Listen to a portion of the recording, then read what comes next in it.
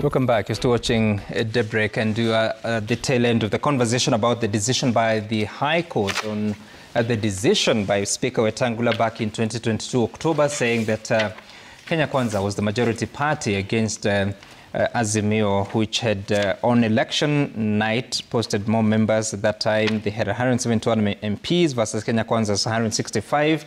But on the day the Speaker was making the decision, Kenya Kwanza had a majority of 179 versus Azimio's 157. I want us to listen to what Kalonzo Musyoka has said in regards to this question, as well as the Governor of Siaya, James Orengo, who has also spoken about the question. We'll be getting those clips shortly.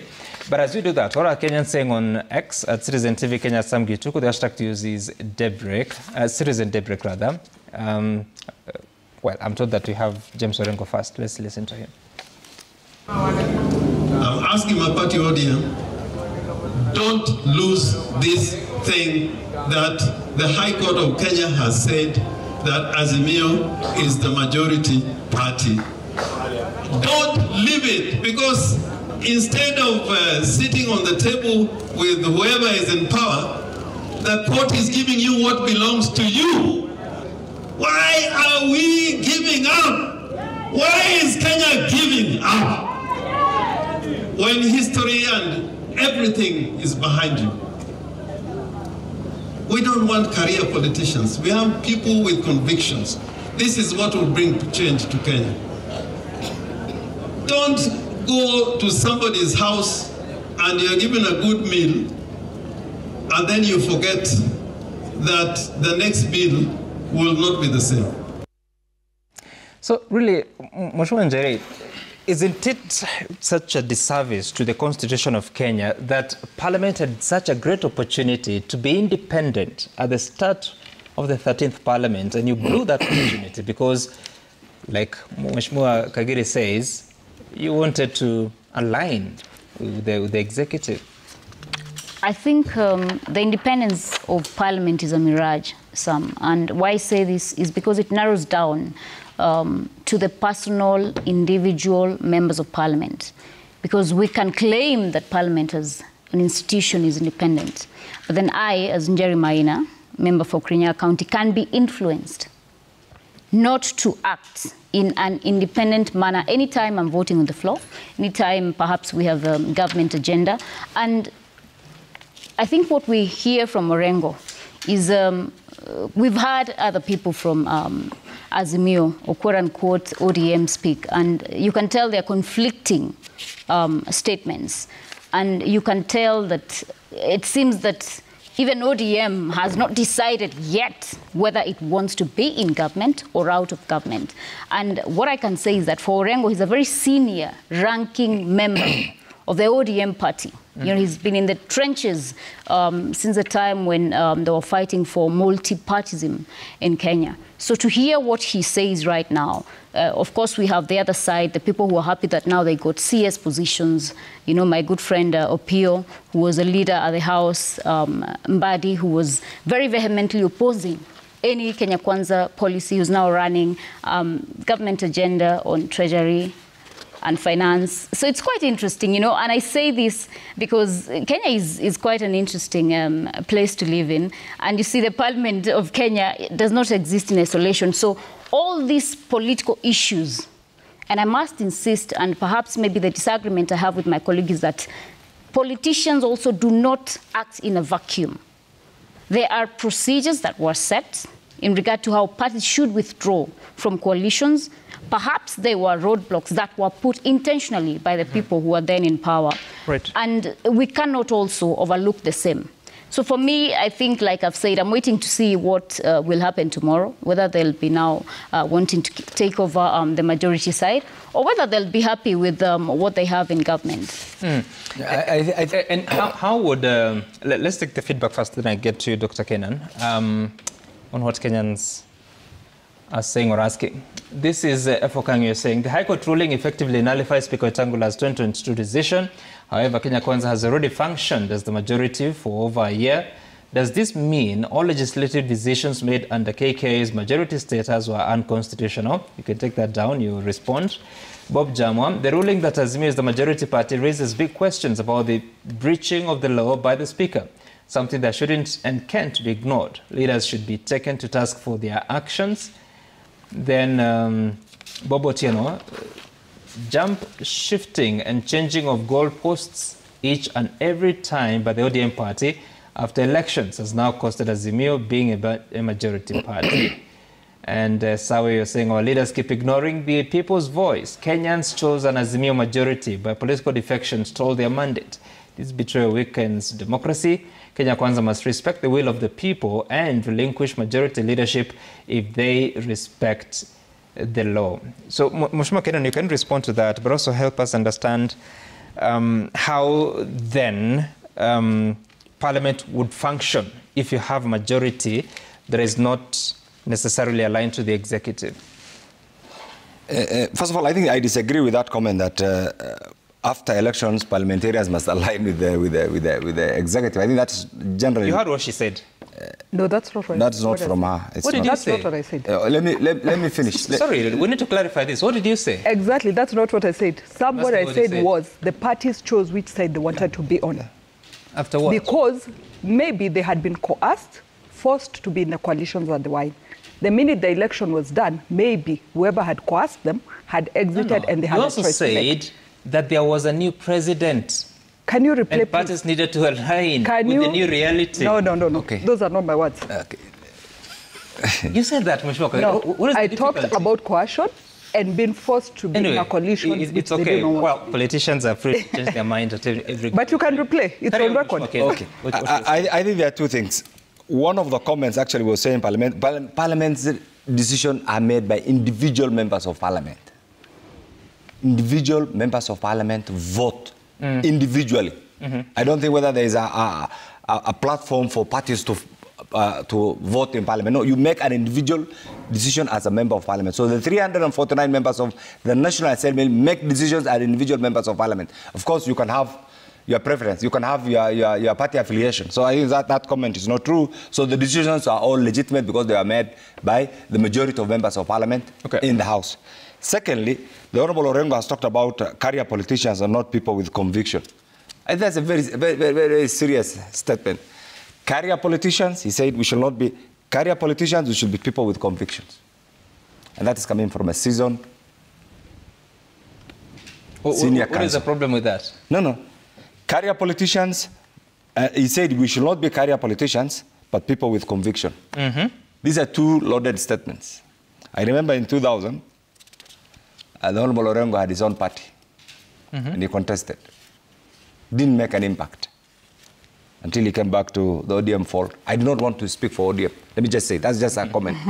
If there are convictions, I understand, because some of us have been around for, and history repeats itself. We will not, none of us here has the legitimacy to speak for ODM. ODM is a very democratic, vibrant party. It has its own structures. They'll speak for themselves. But I think let's just deal now with the imagined issues out of the court case. The imagined issues are... yes. The imagined issues are that court case cannot be interpreted. Okay? You mean cannot be interpreted or implemented? Cannot be both interpreted as purposed meaning the intention was to say that this is the majority and this is the majority. For me, if I was to interpret today, I just like I said, I find it difficult actually to make a head and tail out of that particular decision. All right. Two, it has been overtaken by event. But based on your experience, is it possible for a parliament to run when the majority party is not aligned to the executive? For instance, absolutely, that is possible. Yes, that is possible. You can have. You see, elections in the Kenya context, the elections were at 3 levels. Let me say nationally, we are at 2 levels. We had the parliament and the presidency. Okay, it was possible for a party to win the presidency and still run short of a parliamentary majority. How would such a parliament run? That's why I'm saying that it was possible. And that brings in the aspect of coalition building and other formations. So that is possible. You're not answering my question, Mheshimiwa Kenan. How would an Azimio majority introduce government bills in the House? That's what I'm saying. Yeah. Luckily, in the Kenyan context, we have a mongrel system. Ideally, we're supposed to have a pure presidential system. But what we have right now is a mixture of British, US, and many other constitutional issues that have been borrowed under the current 2010 constitution. Right. So, but it's still possible practically to have a president whose party is a minority party. Okay. As to how they will function depends on the politics and the other dynamics. But in the Kenya context right now, everything was sorted out before the election of the speaker. Parties like my good friend Ocheng's party exited. No. Other parties also exited. We are clear on what exactly happened. I'm still lost for answers, Mheshimiwa Kagiri. Let me hope I get an answer from you. And don't quote what I didn't say. Just relax, Mheshimiwa. Let's have a Let show. me put that disclaimer. You know, some it's also fair. It's also fair so that we have a very interactive discussions. You have exhausted that point, when you pose a question, yeah, allow that person actually to execute that question. You have exhausted the question. And not me generally. It's also good to allow that person so, to execute Mheshimiwa Kagiri, tell me, an Azimio majority versus a Kenya Kwanza executive, how ideally would that function? Some, again, I repeat, I'm listening to what the lawyers here are telling you. The practicability of the ruling is what is becoming very difficult. And of course, in any situation, it would be easier for the government to be with the majority side for implementation of the government's agenda. But that said, it's also possible for Azimio to be the majority leader and business still goes on in parliament. But someday, something that I'm a bit lost on. Because, look, Mheshimiwa, majority means that apart from just leading the House, you also have majority of the committees. In the committees themselves, Azimio would be majority. How would such a parliament transact business in support of government agenda? It didn't happen in Kenya, Sam. That's the answer. Yeah, That's this would it be a didn't first happen. one. Can I speak on this? It didn't happen. It didn't happen. It would be a first one and would be glad to see how it would work. But I believe it would be very difficult. But Sam, there's something I want to mention. Yeah. I keep hearing you saying the Azimio has been declared the majority. And in my naivety, I'm looking at the ruling and I'm just in the court saying... No, I didn't say that. I said the High Court found the decision of the Speaker to have been erroneous. It was unconstitutional. But when we keep saying Azimio is not the majority, and reading the statement... numbers cited in the High Court decision that on election night, Azimio had 171 MPs. Kenya Kwanza had 165. Yes. The Speaker ruled that Kenya Kwanza had 179. Azimio had 157, which they are faulting. But now I stop in essence, the Speaker should give a different ruling, isn't it? Then I stop at where it says it is hereby declared that the question to which party of coalition is the majority was determined by the sovereign will of Kenyans on August 9th, 2022. Right. The court does not mention which side. Because August 2022, Honorable Cheng could have decided, I don't want to be with Azimio. The same night, the other parties could have decided they don't want to be with Azimio. So the court has not also determined who made which decision on that night. Can determine. Yeah. On the question you asked, Sam, it's actually possible for Parliament to function with the party not forming government being in the minority. And this, in our lifetime, we've seen Obama's second term, or actually Obama's mid-term in 2010, he lost almost all proposal legislation in the House of Representatives. That's what work. That's how it's going to work. And looking back, you know, what would happen is that the ruling party or coalition of that matter would have to negotiate with the majority. It works in so many parliaments. Right. Yeah, it's possible that it would work, but it would be difficult to sweep through your agenda all the time. You'll have to negotiate. You think this was a lost opportunity? I wouldn't think so for this reason. And that's why I have an issue with this judgment. That, for example, if then it was decided by the Speaker that afternoon that Azimio has the majority, okay? And the 14 members that are cited in that court, we keep voting with minority. What is the effect of that, Sam? It will still mean that factually, Kenya Kwanza would be majority. So the Speaker would rule that based on what the register of political parties has given me, I declare the Azimio being the majority. But on any vote brought, starting that afternoon, it would be Kenya Kwanza majority. And that's why I've told you that these are political questions that cannot be solved by the judges. Because I mean... So what should Speaker do as you resume the House tomorrow? First of all, I'm sure there are going to be appeals this morning to the Court of Appeal on some of these issues.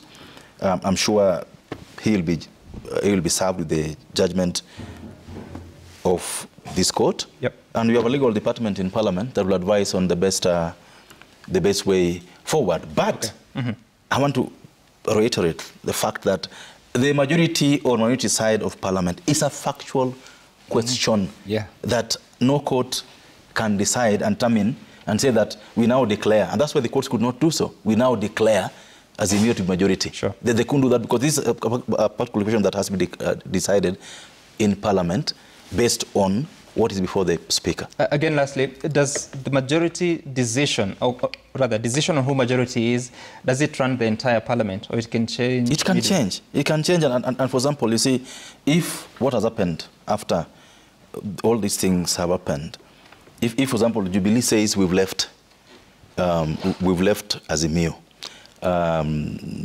Wiper says we left Azimio, it means the numbers go down. And a particular issue today is Canada. Canada last month, Prime Minister Justin Trudeau has been governing through a coalition. And one of its coalition partners dropped off. Yep. What was the result of that? You know, he's announced his resignation. Yes, well, actually, it's a vote of no confidence. No confidence in that.